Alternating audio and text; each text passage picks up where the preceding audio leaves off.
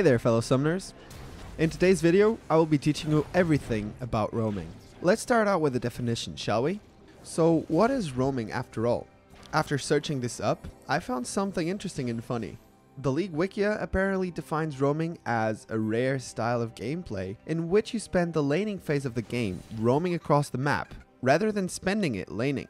This definition is in its essence accurate, but I specifically enjoyed the use of that rare style. Let's change that, shall we? I'm gonna try to get you to see the actual benefits of roaming, and that way get you to do it more often.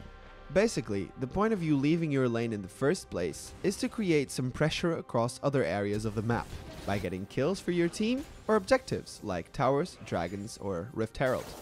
Even if when you roam you don't manage to get a kill, you will most likely force an early back, allowing you to take a big chunk of the lane's tower or take it completely. Obviously though, you can't just spend your whole laning phase in other people's lanes. You'll be losing XP and your own tower faster than you can imagine. So being aware of the good roaming timings is rather important. So when is it that you should roam? It will always depend on what lane you're roaming from and what lane you're roaming to. Say you're roaming from the bot lane as a support. You need to let your AD carry know that you'll be leaving the lane and that he should play it safe. In general, a good rule of thumb is to let your teammates know you're thinking of roaming and see how they react to it. Your ADC might want to push for the tower quick, and your mid might not even want you to come. Believe me, it happens more often than not. If you have good vision of the entrance of the lane that you're thinking of roaming to, and you know that they have none, then you might want to use this opportunity for doing so. Another great timing for roaming is when you shove a large minion wave into the enemy tower. In fact, this should always be done prior to roaming if you don't intend to lose tower first blood at 7 minutes. The last 3 good roaming timings all depend on your laning opponent and what you make of him.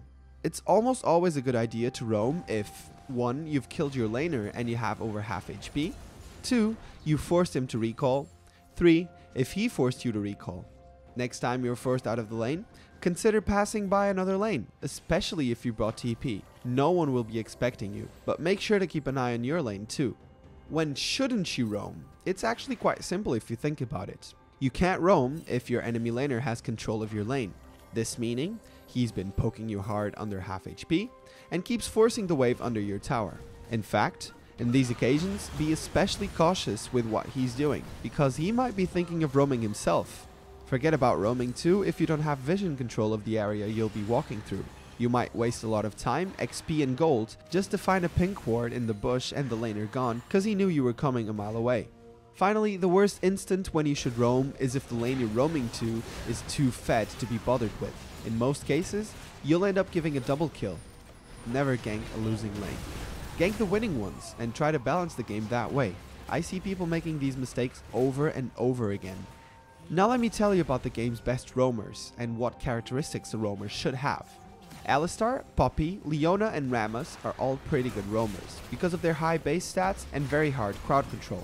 Taric and Maokai are also great CC'ers, especially with flash up. They will most likely always force another flash from the enemy laner.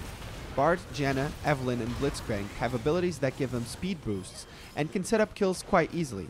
Bringing TP for the mid or the top lane is also perfect if you plan on spending more time on the other people's lanes than your own. Finally, champions like Pantheon, Shen, Galio or TF all have abilities that allow them to quickly cover a huge area of the map, thus pressuring other lanes quite easily. Alternatively, some champions have kits that allow them to deal with roamers, like Yorick with his little wall thing, Gragas with his ultimate, Cho'Gath with his silence and knockup, and Ahri with her dashes. To finish the video, let me end on a very important tip. If you're planning on roaming more often now, consider going for Moby boots over anything else. They'll pay for themselves in kills and towers, believe me.